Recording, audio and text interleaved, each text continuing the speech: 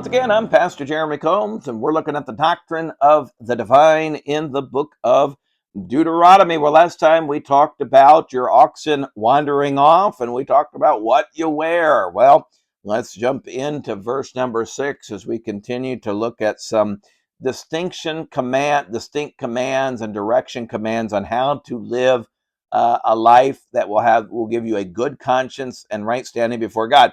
Verse 6, if a bird's nest chance to be before thee, in the way, in any tree, or on the ground, whether they be young or eggs, and the dam sitting upon the young, this would be the mother bird, that's what that word dam means, or upon the eggs, thou shalt not take the dam with the young.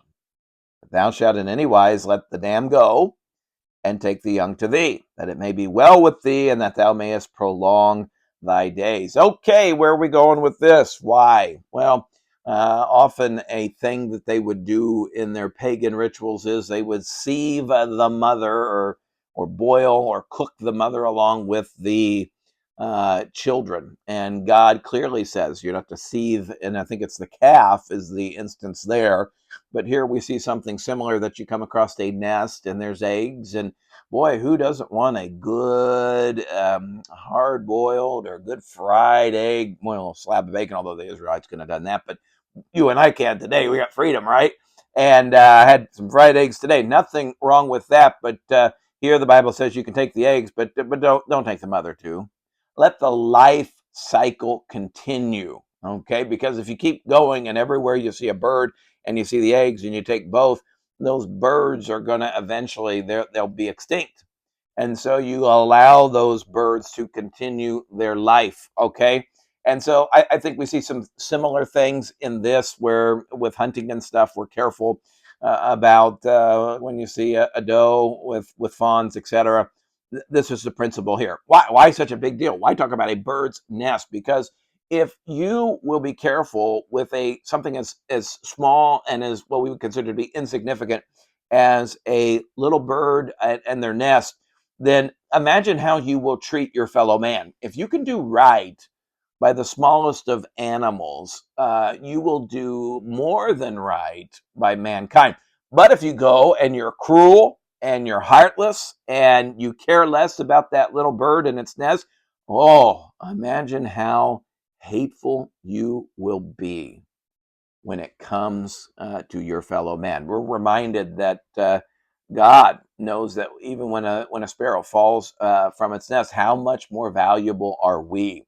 And that's what this verse illustrates in verses 6 and 7. Verse 8, when thou buildest a new house, then thou shalt make a battlement. That's the word in Hebrew for you need to put a railing up for thy roof, that thou bring not blood upon thine house, and if any man fall from thence. So here's a house. They were often flat in the Middle East, and you would have a stairway where you could go up, and then often that house rooftop would be like a porch. Okay, I hope you got a porch that you can sit out on.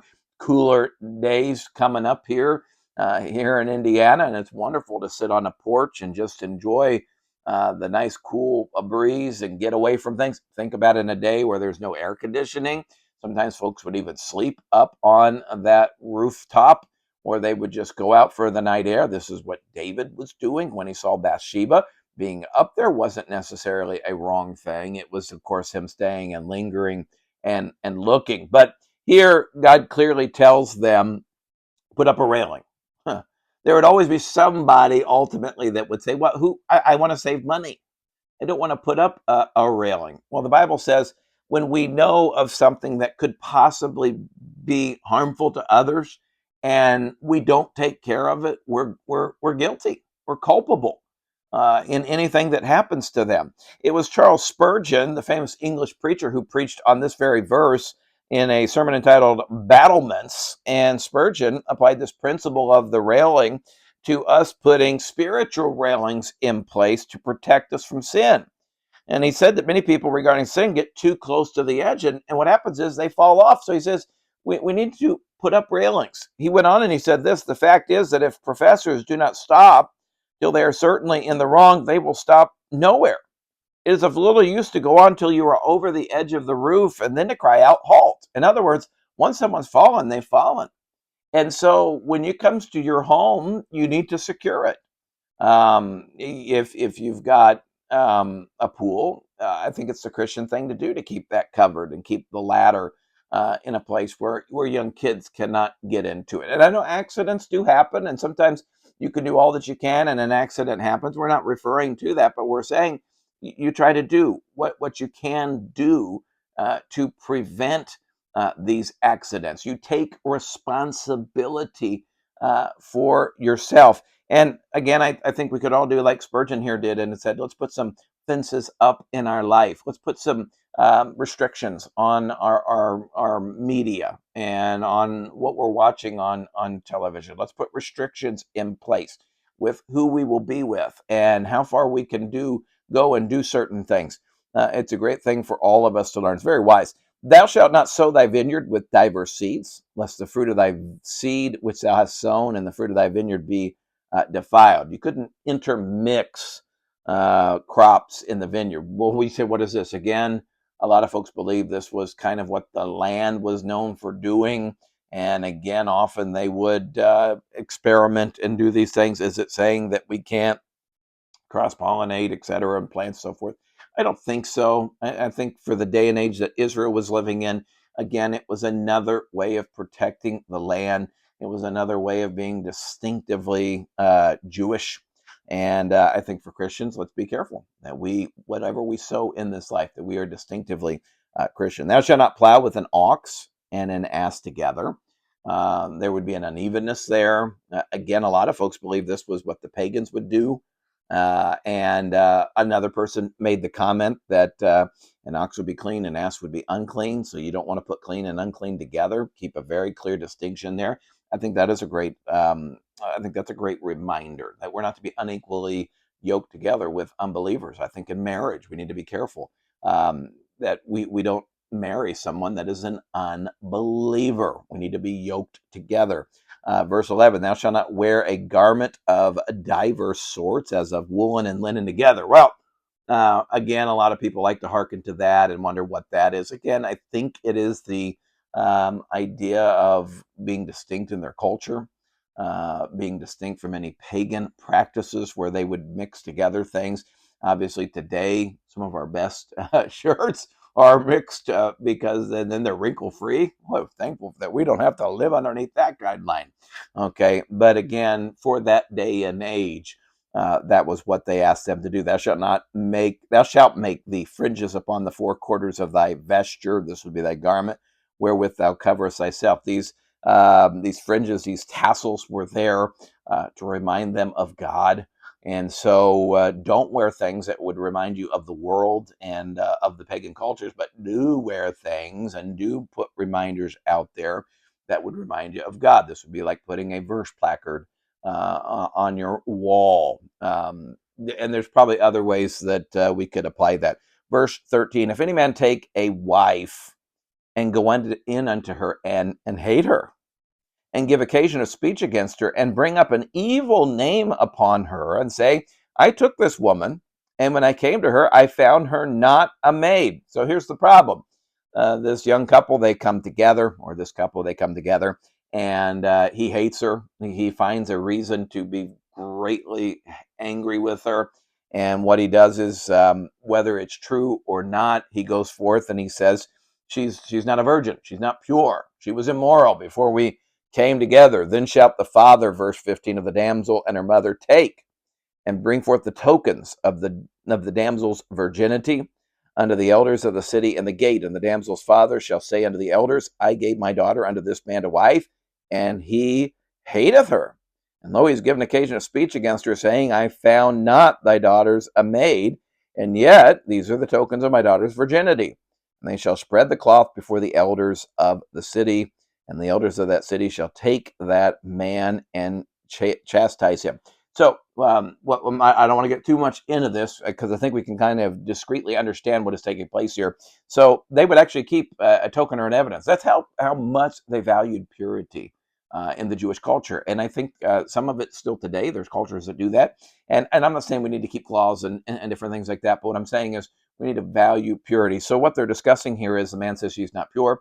Well, there was two ways that this cloth that might be representing. One would be when they were married, the night that they would come together and they consummate the marriage, they would lay a towel underneath them, and oftentimes that the father then would be gifted that towel. But it seems really strange to us in our day and age. But it would be a token of, yes, she is a virgin.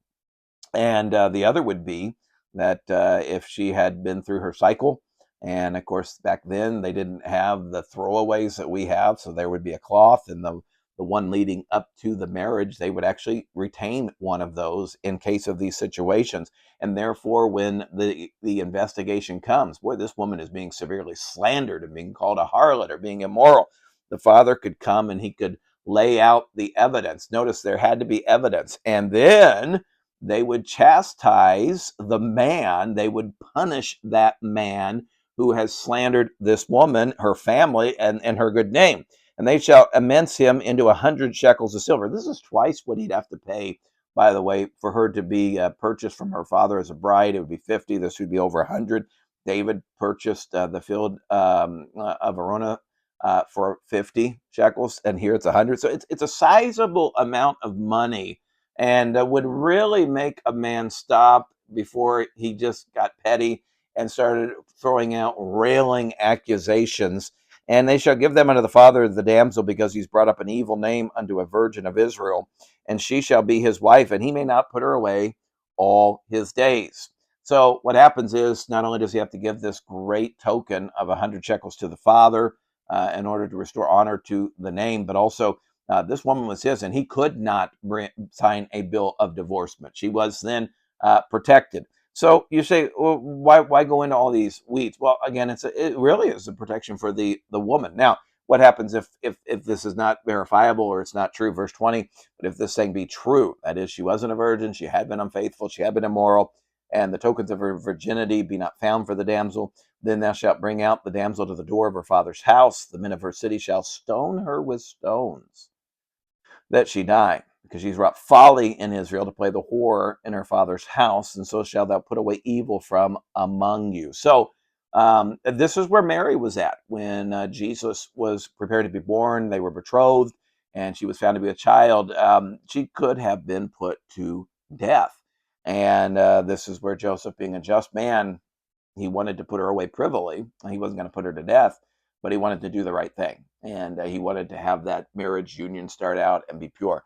And I tell you, one of the greatest things you will ever give your spouse is your purity on the day of your marriage. And then, by the way, those of us who've been married 10, 15, 20, 25, 30, 35, 40, 45, 50 years, the greatest thing we continue to give our spouse is our purity. And so we find that this woman, she would be put to death, and she would then have to, the family would pay the ultimate price. You say, how often did all these things happen? It doesn't appear that there was that often, because there had to be so much witness and evidence that had to substantiate these things. But I tell you what, it really would give pause for those in Israel to think about, what am I doing morally, and how am I in the sight of God and my fellow man? So a lot there for us to think about today. Be careful before you throw a railing accusation or you slander somebody. God takes that very serious. And whereas we may not have to pay a fine or a dowry like they did, I think we pay a fine in so many other ways. And God has a way of finding that retribution to us. What goes around comes around, is what we say. And there's a lot of truth to that. In fact, the more biblical way, I suppose, to say that would be, you reap what you sow. So be careful out there today. Let's be pure, and let's be pure not only in our living, but also with our lips and the way that we're talking. Hey, thank you for joining us. We didn't quite get 22 done. We'll finish it up next week and dive right into chapter 23.